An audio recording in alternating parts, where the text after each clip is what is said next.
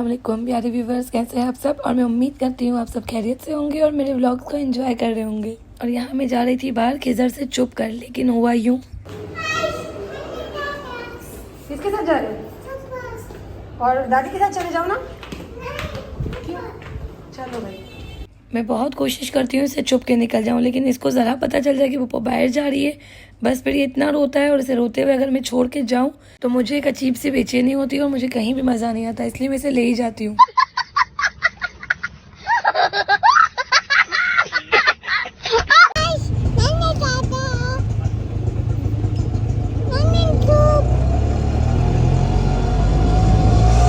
वैसे तो मैं इसको हर जगह ले ही जाती हूँ, लेकिन आज मुझे जाना था सिलाई सिखाने किसी के घर पर। बस यही वजह थी कि मैं चाहती थी ये मेरे साथ ना चले, लेकिन बस अक्सर ज़िंदगी में ऐसा होता है कि हम जो चाहते हैं वो होता ही नहीं है।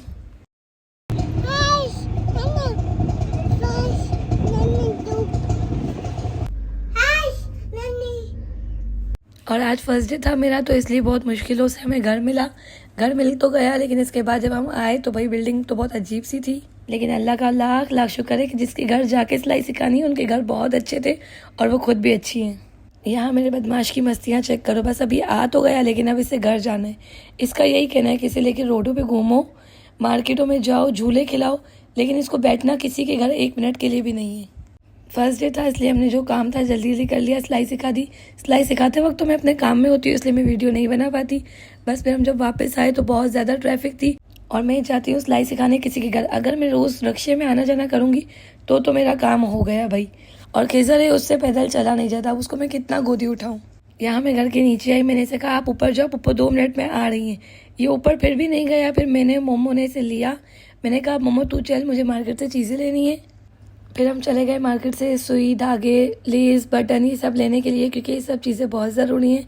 जब बंदा सिलाई करता है ना तो 100 काम होते हैं। सिलाई करना बहुत आसान लगता है लोगों को, लेकिन यार मार्केट जाना, उस पर मैचिंग धागे, लेस, मैं बहुत थक जाती हूँ। और सबसे ज़्यादा मुश्किल काम है खिजर को संभालना मार्केट में, क्योंकि इसको भागना, मस्ती करना ये सब इतना पसंद है। और रास्ते में जो बाइकें और आती है ना, उनको ये एहसास नहीं कि बच्चे को लग जाएगा। और अब मोमो को मेहंदी लगवानी थी, तो बस जल्दी जल्दी मैंने कहा चलो कोन भी ले लेते हैं, जब मार्केट निकले ही हैं तो। फिर हमने कोन खरीदे, जो भी चीज़ें लेनी थी सब एक साथ सारी शॉपिंग की। अभी तो मैं मार्केट में थी, मेरा इरादा था घर जाके मुझे सिलाई करनी है, लेकिन इतनी ही देर में मुझे कॉल आई कि चलो एट्रियम जाना है शॉपिंग करने के लिए। अब किसी को कुछ भी चाहिए होता है वो मुझे कॉल करते हैं, तो बस मुझे जाना पड़ता है। केचप घर का डाल देना। यहाँ मैं अपने दोस्तों के साथ एट्रियम मॉल जाने वाली थी, लेकिन किजर को लेके ना बाबा, अब मेरे में इतनी हिम्मत नहीं थी कि मैं इसे और संभाल सकूं। फिर मैंने मोहम्मद किजर को प्यार से समझाया और इसे चुपचाप घर भगाया। और मैंने मोमो को इशारा किया कि इसे गोदी ले और ऊपर जा। इन दोनों को बिल्डिंग के गेट पे छोड़ दिया, ये दोनों ऊपर चले गए। इसके बाद मैंने ऑटो करवाया। ऑटो करवाने के बाद जो रास्ते में ट्रैफिक थी, ऑटो वाले ने मुझे बहुत सारी बातें सुनाई, लेकिन अब मैं क्या कर सकती थी, मुझे ऑटो में ही जाना था। वैसे मानना पड़ेगा कुछ रिक्शे वालों के बहुत नखरे हैं। ऐसे वो ट्रैफिक के पैसे बढ़ाते हैं जैसे ट्रैफिक मैंने की है यार। जरा से रास्ते के इनको पैसे ज़्यादा भी चाहिए, और अगर ट्रैफिक हुआ रास्ते में तो ये जो कस्टमर बैठे होते हैं उन्हें इतना सुनाते हैं जिसकी हद नहीं। कौन है ये लोग, कहाँ से आते हैं? काम भी करना है इन्हें और इनको पैसे भी अपने मुंह मांगे चाहिए, और इनके नखरे भी बहुत है। लेकिन चलो कोई नहीं, इग्नोर करते हैं। हर टाइम लड़ना अच्छी बात नहीं है। इस रिक्शे वाले पे मुझे गुस्सा तो बहुत आ रहा था और मुझे मस्ती भी बहुत सूझ रही थी कि मैं इसके गंजे पे एक अंडा फोड़ दूं। लेकिन ट्रैफिक का ये हाल देखे जो इसने मुझे बातें सुनाई थी, मैंने कहा अगर मैंने कोई मस्ती वाली हरकत की, गंजा वंजे पे इसलिए कुछ मारा, तो ये तो मुझे मार डालेगा। वैसे सच में अब मैं ऐसी कोई हरकत करती नहीं हूँ, लेकिन जब मैं छोटी थी तो बहुत मस्ती थी, तब मैं ऐसी उल्टी सीधी हरकतें बहुत करती थी। अब मैं कुछ नहीं करती, अब मैं शरीफ बच्ची बन गई हूँ। पूरा रास्ता सांस की तरह ताने मार मार के इसने आखिरकार हमें एट्रियम मॉल पहुंचा दिया। इसकी मेहरबानी। इससे अलविदा लेके हम एट्रियम मॉल के अंदर गए। अभी हमने इससे अलविदा ली और हम मिनीसो के अंदर गए, लेकिन मिनीसो तो बस सिर्फ नाम है इसका। एक तो इसकी चीज़ें इतनी महंगी, ऊपर से यहाँ के स्टाफ का इतना एटीट्यूड जो मुझसे तो बिल्कुल बर्दाश्त नहीं होता। एटीट्यूड तो मैं अपने आप का भी बर्दाश्त ना करूँ, तो ये तो मिनीसो वाले थे। मैं वीडियो बना रही थी, इसने मुझे कहा वीडियो अलाउ नहीं है। फिर मैंने कहा ले, जब इसने मुझे मना किया है तो मैं वीडियो बना के दिखाऊंगी।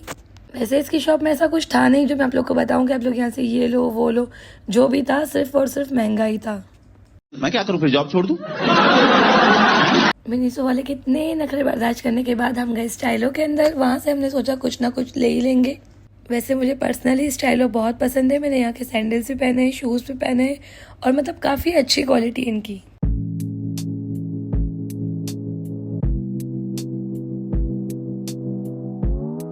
बड़ों के तो बड़ों के, बच्चों के भी मुझे यहाँ बहुत पसंद आते हैं, लेकिन सिर्फ मैंने अहमद के इसलिए नहीं लिए क्योंकि मेरे पास अहमद का साइज़ नहीं था।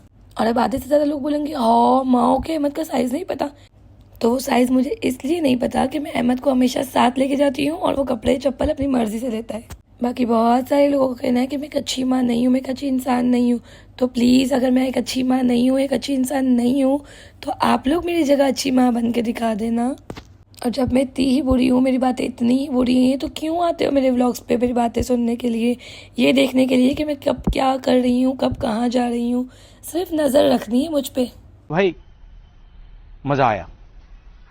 वैसे एट्रियम मॉल आना जाना हमारा बहुत ज़्यादा होता है क्योंकि ये हमारे घर के पास ही है और एट्रियम मॉल में काफ़ी अच्छे ब्रांड्स हैं। कुछ हैं जो रीज़नेबल रेट पे हमें बहुत अच्छी चीज़ें मिल जाती हैं और कुछ ऐसे हैं कि जिन्हें देख के ही हमारा दिल होता है कि भाई इनकी शॉप के अंदर जाओ और यहाँ से भाग जाओ।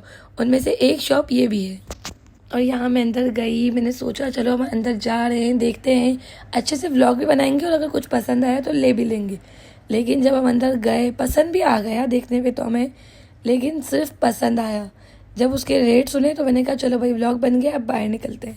ओ भाई मारो मुझे, मारो मुझे, मारो नहीं, ये मजाक हो रहा है। एक सेकंड यार, मजाक हो रहा है। मतलब कोई भी नॉर्मल चीज़ आप उठा के अपनी शॉप में रख दो, अपना नाम दे दो ब्रांड का, और उसे आप 4 गुना कीमत पर बेचो यार, तो ये तो नाजायज़ है यार। और ये कुछ हद से ज़्यादा गलत भी कर रहे हैं। इतनी महंगाई कर दी है लोगों ने बाहर की जिसकी याद नहीं।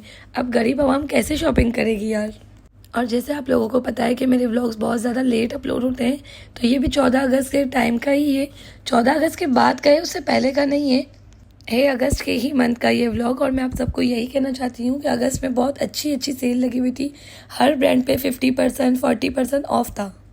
बहुत सारी जगहों पर ऑफ था, लेकिन इन वॉच वाले भाई ने कोई ऑफ नहीं रखा था। और हमारे गोल्डन पे जो वॉचेस मिलती हैं, 2000 की वॉच अगर गोल्डन पे है तो इन माशे के पास वो वॉच 8000 की है। मस्त जोक मारा रे, ये हंस रहे हलकट हंस। वॉच वाले को इग्नोर करते हैं और ऊपर चलते हैं क्योंकि अभी ऊपर बहुत सारी चीज़ें हमें देखने बाकी हैं। अब तक के मैंने जितने भी ब्रांड्स दिखाए थे सब नीचे गए थे और हमने नीचे से ही शॉपिंग की थी। अभी ऊपर फर्स्ट फ्लोर पर हम आए हैं। यहाँ हम आए थे जेंट्स टी-शर्ट्स शर्ट्स अच्छी सी लेने के लिए कि कहीं हमें कुछ पसंद आ जाए, लेकिन नहीं, हमें यहाँ कुछ पसंद नहीं आया। इसके बाद नेक्स्ट हम आ गए बोनेंजा सतरंगी पे। यहाँ से हमें कुर्ते पसंद आ रहे थे जेंट्स के, हमें वो लेने थे। लेकिन जब मैं वीडियो बनाने लगी तो इनके भी बहुत नखरे हैं भाई। वीडियो के लिए उन्होंने कैमरा बंद करवा दिया और सेम यही हरकत की साया के ब्रांड ने भी। साया में भी हम अंदर जाने लगे तो उन्होंने हमारा मोबाइल बंद करवा दिया। बस फिर हमने सोचा जब वो हमें दिखाना ही नहीं दे रहे तो फिर क्यों करें हम वहाँ से शॉपिंग। लेकिन नहीं यार, साया पे बहुत अच्छी और कम कीमत में हमें 2 पीस मिल जाते हैं, 3 पीस भी मिल जाते हैं। और मुझे साया पर्सनली पसंद है, बोनेंजा से ज़्यादा साया पसंद है। अरे कहना क्या चाहते हो? इसके बाद हम आ गए थे फर्स्ट स्टेप पे। यहाँ का कलेक्शन भी कुछ ज़्यादा ही अच्छा था। यहाँ अच्छे पर्स, शूज़, नीचे जब हम गए तो सैंडल्स, बहुत कुछ था, आप लोग खुद भी देख सकते हैं।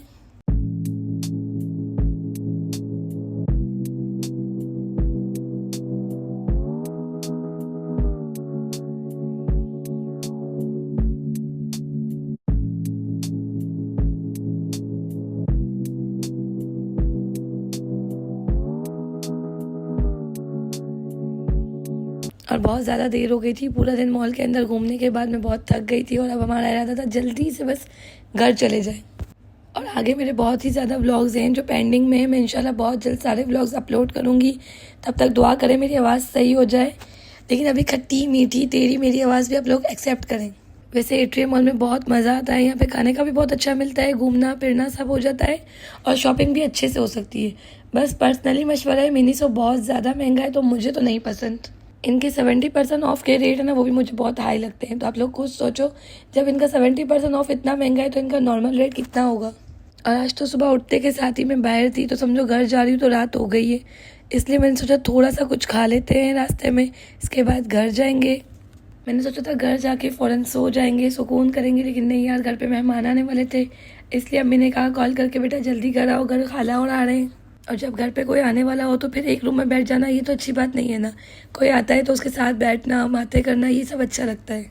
और वैसे भी कहते हैं ना, मेहमान तो नसीबदारों के घर होते हैं और हमारे घर माशाल्लाह रोज़ ही मेहमान होते हैं। घर आने के बाद मुझे अपनी नींद को भगाने के लिए चाय पीनी पड़ी। जब मैं चाय पी रही थी तो मोहम्मद खिज़र को भूख लगी थी, बेचारा पूरे दिन का भूखा था ना यार। वैसे सब लोग खिज़र की छोटी मोटी मस्तियों को देख के माशाल्लाह बोल दिया करो। माशाल्लाह ये प्यारी सी गुड़िया मेरी कज़न की बेटी है, आप लोग इसको भी माशाल्लाह बोल देना। सब मेहमान जब चले गए तो मोहम्मद खिज़र बहुत थक गया था, तो मैंने इसे कहा जाओ अपने रूम में सो जाओ, लेकिन मजा ले अपने रूम में जाए। पूरा दिन तो ये मुझे तंग करता है, रात में ये मुझे सोने भी नहीं देता है, और जब मैं सोने जा रही होती हूँ तो मेरी जगह पे ये सो जाता है, क्योंकि इसे मेरी जगह पसंद है। और यहाँ पे आधी रात हो गई है लेकिन खिज़र को नींद नहीं आ रही, तो वो मुझे भी नहीं सोने दे रहा। मैं बहुत ज़्यादा थक गई थी, इसलिए मेरी कोशिश थी कि ये जल्दी सो जाए ताकि मैं भी सो जाऊँ, लेकिन घर में सब सोए थे तो इसे अकेला डर लग रहा था, तो ये मुझे 1 मिनट भी सोने नहीं दे रहा था। बहुत देर से डांटा, प्यार किया, गुस्सा किया, बस कैसे भी करके ये सो जाए, लेकिन इस माशरे के नखरे हैं। और आज का मेरा ये व्लॉग इतना ही। उम्मीद करती हूँ आपको मेरा व्लॉग पसंद आया, कैसा लगा कमेंट करके ज़रूर बताइएगा। मेरे खिज़र को माशाल्लाह माशाल्लाह बोल दीजिएगा, और जिन्होंने अब तक मेरी और खिज़र की मस्तियाँ देखने के लिए हमारे चैनल को सब्सक्राइब नहीं किया वो लाजमी सब्सक्राइब करें। मिलते हैं नेक्स्ट व्लॉग में, तब तक के लिए अल्लाह हाफिज़, और मेरे आने वाले व्लॉग्स का इंतज़ार कीजिएगा, और अपना भी बहुत सारा ख्याल रखिएगा और मेरे लिए दुआ कीजिएगा। अल्लाह हाफिज़।